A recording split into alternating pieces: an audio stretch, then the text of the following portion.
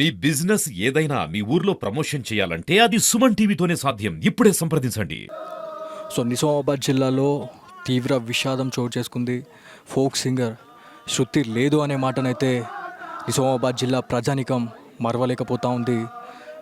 ఏదేమైనప్పటికీ శృతి ప్రస్థానం గురించి మాట్లాడుకుంటే చాలా మంచి తక్కువ టైంలో చాలా ఎత్తుకి ఎగిచింది తను.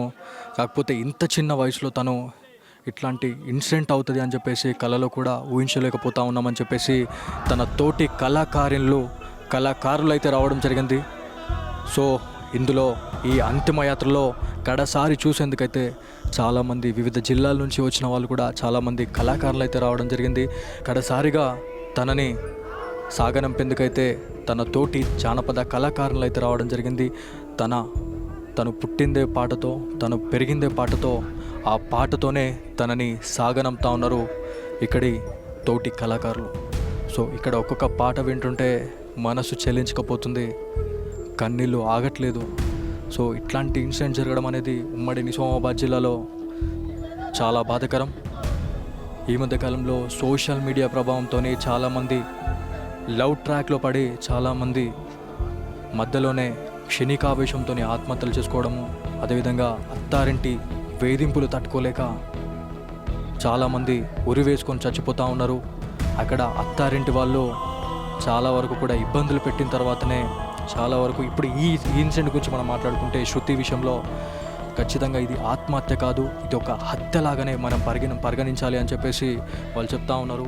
సో ఏదేమైనప్పటికీ ఇట్లాంటి ఇన్సిడెంట్ జరగడం అనేది చాలా బాధాకరం అని చెప్పుకోవాలి.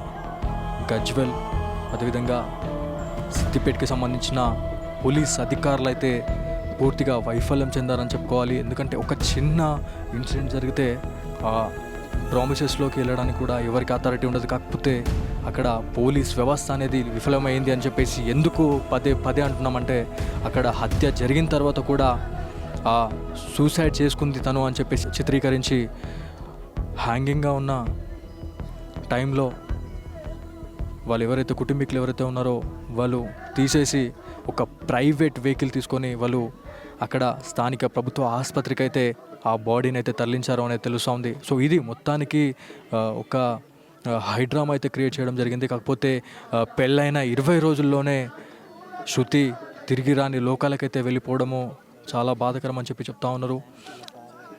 ఏదేమైనప్పటికీ చాలామంది జానపద కళాకారులు వచ్చారు, పెద్ద పెద్ద సింగర్స్ అయితే ఇప్పటికే వస్తున్నారు అనేది తెలుస్తూ ఉంది.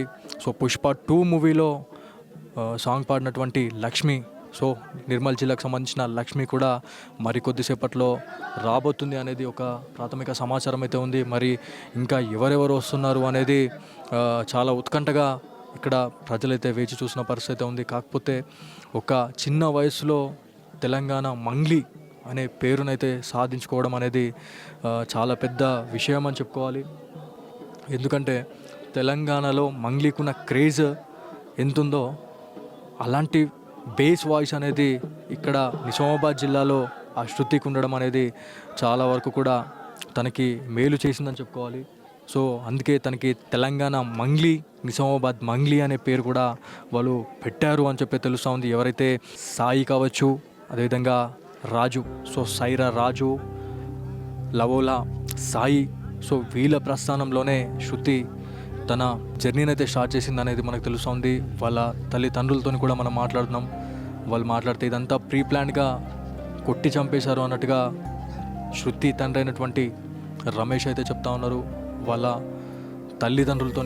తల్లితో కూడా మనం మాట్లాడినాం. 4 రోజుల వ్యవధి నుంచి 5 రోజుల టైంలోనే శృతి తను కాల్ చేసింది అని చెప్పేసి మనకు ఒక ఇన్ఫర్మేషన్ అయితే వచ్చింది. మరి ఆ టైంలో ఒకవేళ శృతి వాళ్ళ అమ్మకి కాల్ చేసిన తర్వాత వాళ్ళ మదర్ హస్బెండ్కి చెప్పుంటే, రమేష్కి చెప్పుంటే ఇదంతా కూడా జరిగేది కాదేమో అన్నట్టుగా చాలామంది అనుకుంటా ఉన్నారు. ఏదైతే వరకట్న వేధింపుల తాళలేకనే చాలా వరకు హింసించి చంపేశారు అనేది తెలుస్తూ ఉంది. 3.5 తులాల బంగారం మాకు వేయండి అని చెప్పేసి వాళ్ళు డిమాండ్ అయితే చేశారు అనేది మనకు తెలుస్తూ ఉంది. సో ఏదేమైనప్పటికీ ఉమ్మడి నిజామాబాద్ జిల్లానే కాదు, 2 తెలుగు రాష్ట్రాల్లో ఇలాంటి వరకట్నపు వేధింపులకు సంబంధించిన కేసులు అనేటివి నమోదు అవుతూనే ఉన్నాయి. మరి పోలీస్ అధికారులు దీనిపైన ఎలాంటి యాక్షన్ తీసుకుంటారు అనేది చాలామంది వెయిట్ చేస్తూ ఉన్నారు. చూడండి, వాళ్ళ తోటి కళాకారులు అయితే వచ్చినారు. కడసారి శృతిని చూడేందుకు ఎక్కడెక్కడి నుంచో వచ్చిన వాళ్ళు ఉన్నారు. ఆదిలాబాద్, నిర్మల్, కరీంనగర్, వరంగల్, సో పక్కన జిల్లాల నుంచి, ప్రతి ఒక్క జిల్లా నుంచి, హైదరాబాద్ నుంచి వచ్చిన వాళ్ళు చాలామంది ఉన్నారు. సో కడసారి చూసేందుకైతే శృతిని చూడడానికైతే వచ్చారు. పాటతోనైతే, ఆ జానపద పాటలు, ఆ పాటల తల్లితోనైతే, ఆ శృతమ్మనైతే వాళ్ళు సాగనంపుతా ఉన్నారు అనేది మనకు తెలుస్తూ ఉంది.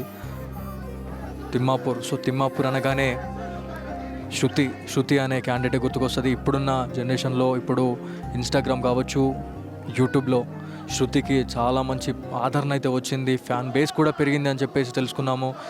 ఇంతలోనే ఇట్లాంటి ఇన్సిడెంట్ జరగడం అనేది చాలా బాధాకరం అని చెప్పేసి చాలామంది కోరుకుంటా ఉన్నారు. చాలా మంచి పెద్ద పెద్ద ప్రాజెక్టులు అనేటివి కూడా శృతికి వచ్చినాయి అని చెప్పి తెలుస్తూ ఉంది. సో ఈ మధ్యనే రేణుకా ఎల్లమ్మ తల్లికి సంబంధించిన సాంగ్ కూడా తను పాడడం జరిగింది.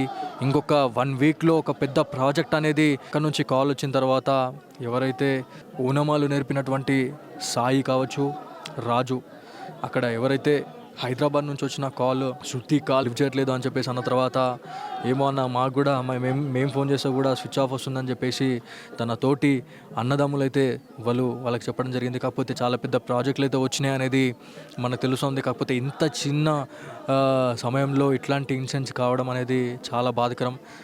మరి ఎందుకు ఈ న్యూస్ అనేది మరి అంటే ఇట్లా ఇబ్బంది పెడుతున్నారు అని చెప్పేసి, ఒకవేళ తోటి అన్నదమ్ములకు కావచ్చు, తన తోటి కళాకారులకు చెప్పుకున్నా కూడా వాళ్ళు ఏదన్నా మా నుంచి ఎంతో కొంత ఉడతా సహాయం అన్న మేము చేసేవాళ్ళం అని చెప్పేసి కూడా వాళ్ళు కన్నీరు మున్నీరు అవుతా ఉన్నారు. ఏదేమైనప్పటికీ ఇదంతా కూడా ఒక్కసారిగా నిజామాబాద్ జిల్లాని కదిలివేసిందని అని చెప్పి చెప్పుకోవాలి. ఈ వార్త అయితే ఇక్కడ తిమ్మాపూర్లో మరికొద్దిసేపట్లో శృతికి సంబంధించిన అంత్యక్రియ ఏర్పాట్లు కూడా మొత్తం చేసేసినాము అని చెప్పేసి గ్రామస్తులు చెప్పారు.